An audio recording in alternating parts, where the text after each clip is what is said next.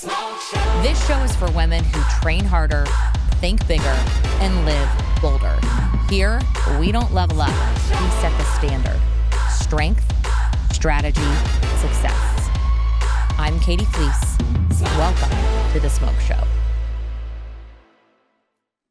All right, today's episode, I'm just going to throw it out there. It's probably going to make some people uncomfortable, but honestly, I'm totally fine with that because this is a conversation that needs to be had. And quite honestly, nobody wants to say out loud anymore for fear of, offending people. But it's this. Is the body positivity movement actually hurting the very people it claims to help? And the short answer is yes. All right, so let's get into it. Here's the uncomfortable reality. I do think when body positivity first started, it had good intentions, right? It fought back against harmful beauty standards, size discrimination, the toxic message that, you have to be a size 0 to be worthy. I mean, hello, did anybody else grow up in the 90s with 90-pound models? But somewhere along the line, it got twisted. And it went from empowering to enabling. And here's the truth. Telling someone who is metabolically unhealthy to, love themselves exactly as they are, it might feel compassionate, but it actually can be one of the most unloving things you could ever do. And here's the contradiction. You cannot claim to say, I love my body while also treating it like complete shit. You cannot say you respect your body, but also destroying it, because real body love demands care, maintenance, protection, wanting the best for it. Think of it this way. If you love your car, you change the oil, right? You don't leave it leaking and say, oh my gosh, oh well, it's just, I love it the way it is. No, you would call that neglect. And so it's no different with your body. I'll never forget, back in 2019, I was actually in San Diego for a conference, and I took a consultation call from my hotel room, and I'll never forget the woman on the other line. She admittedly told me she needed to lose about 150 to 200 pounds. Per her doctor's orders, right? He basically said, start planning your funeral if you don't do this. But the thing she said next to me, I was just like, I don't even think I said anything. I was genuinely speechless. And that is the moment that I was like, what the hell is wrong with society, right? She said, but I love my body as it is, and my husband doesn't want me to change. And I'm like, girl, your doctor literally just told you to start planning your funeral. But that was the moment I was like, this is a problem. This is an epidemic. We've reached a point where loving yourself has become code for like starting a slow death, okay? That's not freaking empowerment. That's abandonment. So here are the facts that nobody wants to hear. Number one, heart disease is still the number one killer in America. And obviously, obesity is the leading risk factor. 1 in 3 Americans have metabolic syndrome. So it's literally skyrocketing their risk for things like diabetes, stroke, heart failure. It's insane, right? Your body, hear me loud and clear. Your body does not care about your self-love Instagram hashtags. It does not care about the cute little caption that you leave. It doesn't care about your intentions. It only responds to how you treat it. So you can tell yourself, I love my body all you want, but the fact is your blood work does not lie. Your joints do not lie. Your vascular system does not lie. Your body keeps the score.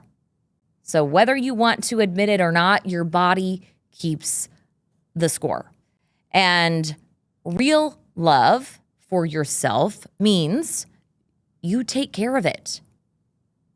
You actively take care of it. You move it because that is what it was designed for. It's designed to move. Bottom line, all right? You fuel it just like you put, gas in your Mercedes-Benz, whatever. Like you fuel it with the proper fuel because that's what it needs to run. That's what it needs to thrive. You make, hard choices today just because you know that your future self deserves better. It deserves better than being in constant pain all the time. It deserves better than being royally exhausted at the end of the day. It deserves better than looking back one day and saying, man, I wish I had taken better care of myself. So true self-love, I'm here to tell you, it's sometimes not always easy, especially as, maybe you're a busy mom or a busy, badass career woman. Like you've got all of these things on your plate and you think, no, I'll get to it later.